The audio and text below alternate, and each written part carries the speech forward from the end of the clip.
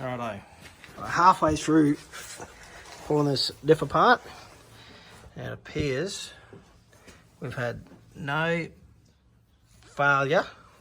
That was, they thought we'd done it, to the bearing housings. Bearing housings are fine, bearings are good, no damage to the axles on either side. There's definitely a vibration coming through the car from the rear end. The dealership told me there was the bearing had failed. They didn't have any photos of it, so I don't know what they've come to the conclusion of, but the other side's the same.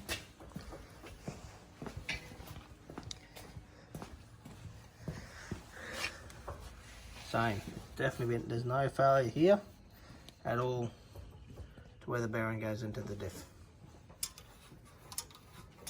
Bearing's beautiful and smooth. There's no excessive wear there. The axles are definitely nice and thick. So Matthew's thinking something in here. With all your pretty shavings. He thinks there's something going on in here. Oh, what's that?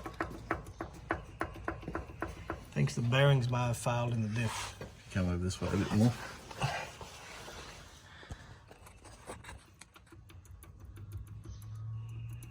Bit of play on that one. Bit of play of that bearing. That seems like bearing material up in there. So All nice and shiny and sludgy. So thinking that the diff may have, there's no metal chunks or anything whatsoever.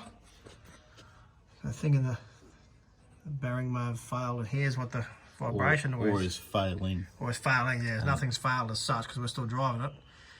But you can definitely feel it through the car. So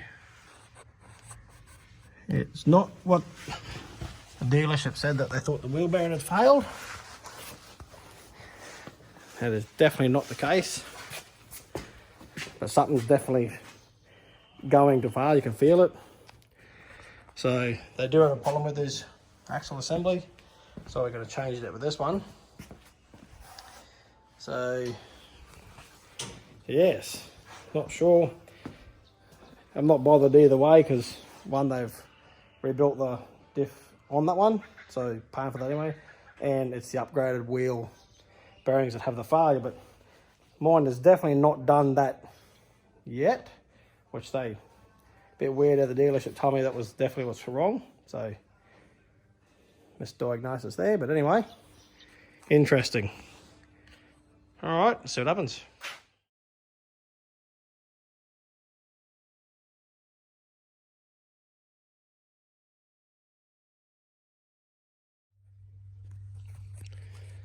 Morning.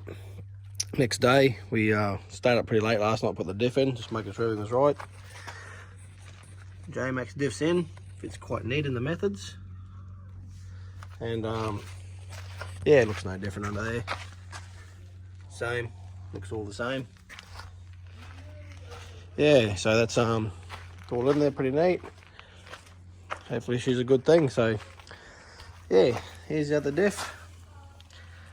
Definitely had no failure, and definitely had no bearing failure on that side as well. So a bit strange one. There is a bit of a noise here.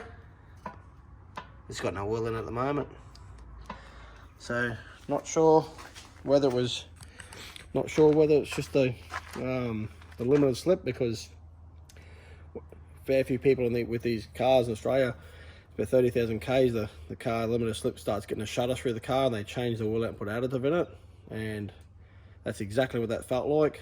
And then it was diagnosed with the bearing failure, which they didn't give me no photos of it or anything. So, and yeah, so anyway, gonna see what the report is on this, see what the go is.